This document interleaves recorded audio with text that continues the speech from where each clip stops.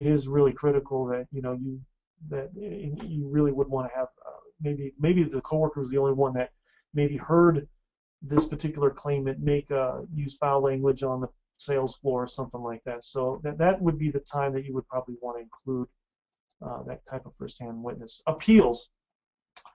Now, be prepared to testify in chronological order of the events leading up to the separation. So, basically, if it's a warning, it's the three thing where you go back to 3 warnings before, document the dates. I mean, if you just, he was warned on 3/15/2013 in person on this date. So you're going to want to testify to that. Also be positive and don't be argumentative with the claimant or the hearing officer. Yes, that can be quite challenging. Some hearing officers tend to, yes, I will admit they can really test you a little bit because it almost seems as if they have an inherent bias for the claimants, and it might very well be that that may be the case. But it's tough. Keep a professional conduct and behavior during. Generally, it's the claimants that lose their cool in the hearings anyway. So.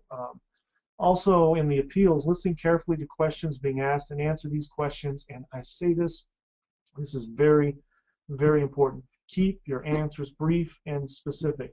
Yes and no's. Yes and no's. Do not, avoid adding more information when you're being asked by the hearing officer than needs to be stated. Because generally speaking, it leads to a bunch of chasing rabbits by the hearing officer and even the claimant that has nothing to do with the separation. And so I tell witnesses that I prepare for in a hearing, just keep your responses simple, yeses and nos, and and occasionally, the hearing officer is going to ask you to elaborate.